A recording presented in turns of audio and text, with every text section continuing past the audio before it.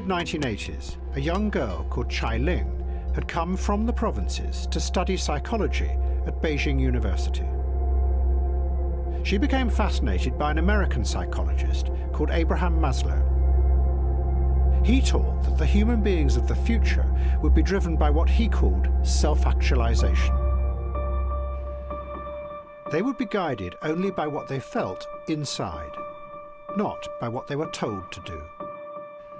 These are the people who would resist suggestions. They would choose what they wanted to do. You might urge them to do something, and somebody else might urge them, but it was their decision. Doing what they themselves decided to do, they look within, making real the inner self, which is independent of the century, independent of the culture even.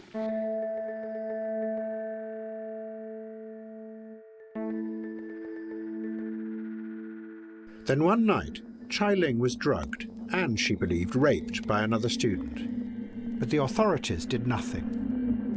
And she decided to join the growing student protests against what they saw as a corrupt regime that was now in charge of China. Deng Xiaoping had got rid of both revolutionary ideas and democracy. And in that void, corruption had taken over the whole society. Party officials everywhere were looting billions of dollars. All that mattered now in China was money and connections.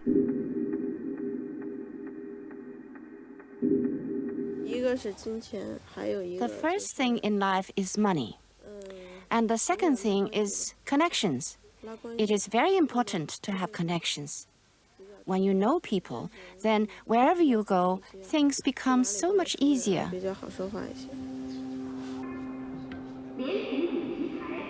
In April 1989, the one leader that the students trusted, Hu Yaobang, died of a heart attack at a party meeting.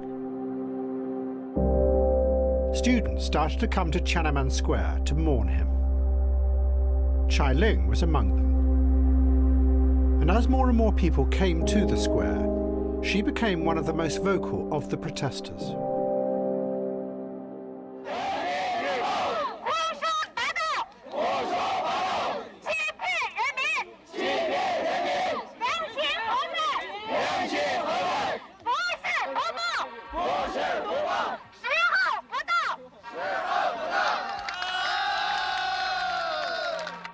Soon, over 1 million protesters filled the square. But the government refused the students' demands for more democracy. And the movement started to split.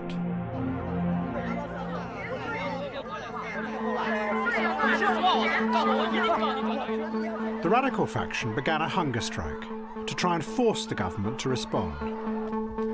Chai Ling had now risen to become one of the leaders of the radical movement. She later wrote that the experience made her an independent woman. She herself was liberated and became a self-actualizer.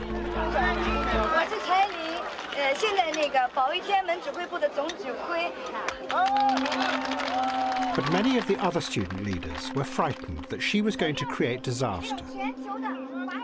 The government was still refusing to negotiate, and the protest leaders held a tense meeting. Many of them argued that they should retreat now on such a high, which would force the party to accept real reform. If they didn't, there would be stalemate and then killing. In the vote, Chai Ling raised her hand, which made it unanimous. But that evening she changed her mind, and she helped persuade the students to stay in the square. The next day, she called an American journalist called Phil Cunningham and gave an extraordinary interview. Chai Ling had suddenly realized that combining the new force of individualism with collective action was never going to work. She felt the contradiction deep within herself. She had realized that in the age of the individual, it was no longer going to be possible for people to give up their lives for a greater cause. To be honest, from the day I called for a hunger strike, I knew we would not get any results. Certain people, certain causes are bound to fail. I have been very clear about this all along, but I've made an effort to present a staunch image, to show that we were striving for victory. But deep down, I knew it was all futile.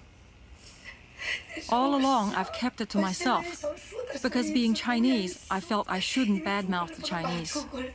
But I can't help thinking sometimes, and I might as well say it. You, the Chinese, you are not worth my struggle. You are not worth my sacrifice.